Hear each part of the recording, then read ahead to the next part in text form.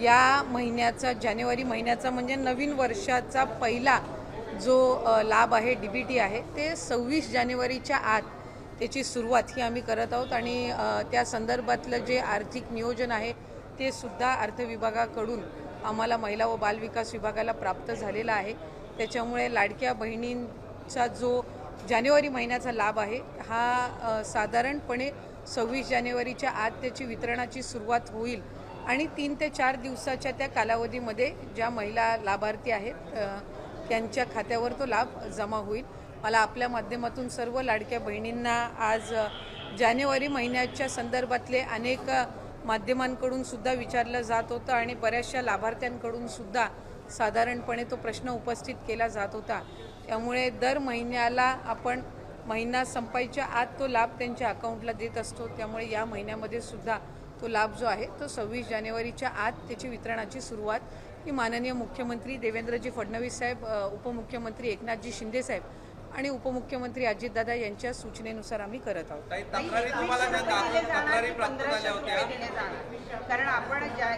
ताई, या संदर्भामध्ये आम्ही आधी सुद्धा बऱ्याचशा वेळेला स्पष्टीकरण दिलेलं आहे। राज्याचे मुख्यमंत्री देवेंद्र फडणवीस साहेबांनी दिलेलं आहे, दोन्ही उपमुख्यमंत्री महोदयांनी दिलेलं आहे की नवीन अर्थसंकल्प किंवा त्याच्या पुढच्या कालावधीमध्ये या संदर्भातला सकारात्मक विचार जो आहे तो करण्यात येईल। त्याच्यामुळे सध्याच्या या महिन्याच्या याच्यामध्ये 1500चा लाभ जो चालू आहे तो आपण त्यांच्या खात्यामध्ये वितरित करत आहोत।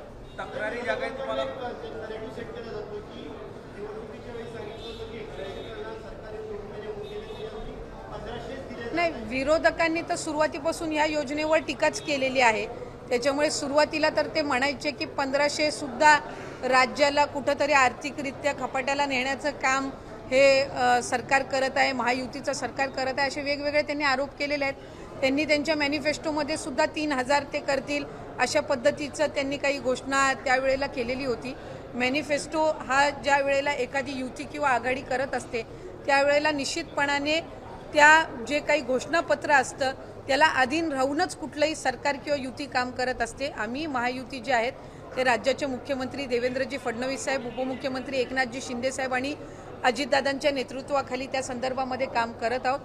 जास्तीत जास्त महिलांपर्यंत लाडकी बहीण योजनेचा लाभ हा देणं आणि त्याचबरोबर म्हटल्याप्रमाणे मुख्यमंत्री महोदयांनी सुद्धा त्यांच्या पहिल्या पत्रकार परिषदेमध्ये की आम्ही बरोबर त्या सर्व बाबींचं नियोजन करून जे घोषणापत्रकामध्ये आम्ही वचन जे दिलेलं आहे लाडक्या बहिणींना त्यापासून कुठेही दूर न हटता त्यांना वचन दिलेला लाभ जो आहे तो आम्ही व्यवस्थित नियोजन करून त्या पद्धतीने आम्ही त्यांना देणार आहोत।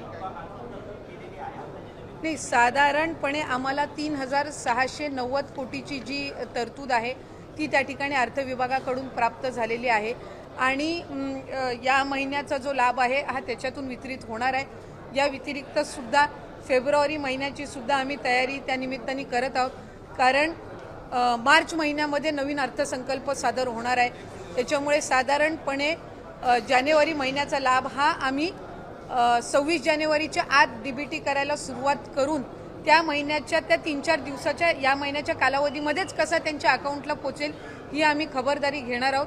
फेब्रुवारी महिन्याचं नियोजनसुद्धा आम्ही त्या पद्धतीनं करत आहोत आणि अर्थसंकल्प सादर झाल्यानंतर त्यावेळेला सुद्धा प्रत्येक महिन्यामध्ये कुठेही खंड पडता कामा नये या पद्धतीची आम्ही उपाययोजना विभाग म्हणून घेत आहोत।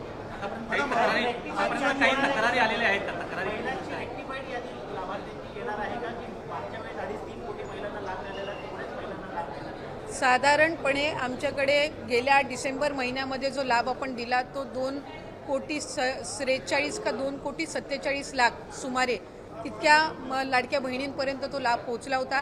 काही तक्रारी आमच्याकडे प्राप्त झाल्या, काहींनी स्वतःहून सुद्धा त्यांचा जो लाभ आहे त्यांना उत्पन्नामध्ये वाढ झाली आहे किंवा कुठे ड्युप्लिकेशन झालेलं आहे, त्यांनी दुबार भरलेला आहे किंवा एका योजनेचा लाभ घेतलेला आहे ते त्यांना 2-3 महिन्याच्या कालावधीमध्ये जाणवलेला आहे। कारण बऱ्याचशा वेळेला जो या योजनेचा लाभ आहे तो 3 महिन्याचा एकत्र सुद्धा आम्ही वितरित केलेला आहे दिवाळीच्या पार्श्वभूमीवर, त्याच्यामुळे त्यावेळेला त्यांच्या लक्षात आलेलं आहे। त्यामुळे साधारणपणे जे ड्युप्लिकेशन झालेले आहेत, ज्यांनी वेगवेगळ्या योजनांसहित या योजनेचा लाभ घेतलेला आहे तसे असतील किंवा 2 वेळा अर्ज भरलेले असतील किंवा एखाद्या ह्याचा लाभ घेतलेला असेल तर असे साधारणपणे जे आहेत ते कमी होतील. त्यामुळे फार काही त्याच्यामध्ये लाभार्थ्यांच्या संख्येमध्ये फार काही फरक हा पडणार नाही. स्वइच्छेने आणि अशा काही क्रॉस व्हेरिफिकेशनमध्ये किंवा खालून स्थानिक प्रशासनामधनं ज्या तक्रारी आलेल्या आहेत त्यातून जी काही थोडीफार कमी होतील ते, आणि इतर जी क्रॉस व्हेरिफिकेशन आहे ज्यांचं उत्पन्नाचं आणि इतर दाखले अजून सबमिट झालेले नाही आहेत हे ग्रॅज्युअली होत राहील. त्यामुळे साधारणपणे या महिन्यामध्ये जो आकडा आहे तो आधीच्याच सारखा राहील. काही एखाद टक्का जर त्याच्यामध्ये काही फरक झाला तर, म्हणजे जर 1-2 लाखाचा जर फरक झाला तर. महायुतीची बैठक गावाची शिफारस करण्याचे अधिकार आता मुख्यमंत्र्यांना दिलेले आहेत. काय एकंदरीत मंत्रिपरिषदेत चर्चा झाली? नाही, मंत्रिमंडळाच्या ह्याच्यामध्ये सर्व मंत्री महोदय असतील, आमचे दोन्ही उपमुख्यमंत्री असतील, त्यांच्या उपस्थितीमध्ये तो झालेला निर्णय, आणि शेवटी राज्याचे मुख्यमंत्री म्हणून आमचं सगळ्यांचंच ते नेतृत्व त्या ठिकाणी करतात आणि तो अधिकार हा राज्याच्या मुख्यमंत्र्यांना, फडणवीस साहेबांना मंत्रिमंडळाच्या बैठकीमध्ये सर्व मंत्र्यांच्या एकंदर शिफारसीने त्या ठिकाणी देण्यात आलेला आहे. महायुतीची बैठक पार पडली, त्या बैठकीमध्ये धनंजय मुंडे उपस्थित नव्हते. आज मंत्रिपरिषद झाली, तसेच आज कॅबिनेट झाली, ते उपस्थित नाही. कुठेतरी त्यांच्यावर राजीनाम्याचा दबाव आहे, यामुळे ते साईडला होतात. नाही, मला वाटते त्या संदर्भातली जी काही चर्चा आहे ती त्यांची राज्याचे मुख्यमंत्री फडणवीस साहेब, अजितदादा, आमचे पक्षाचे नेतृत्व यांच्यासोबतच्या स्तरावर असेल.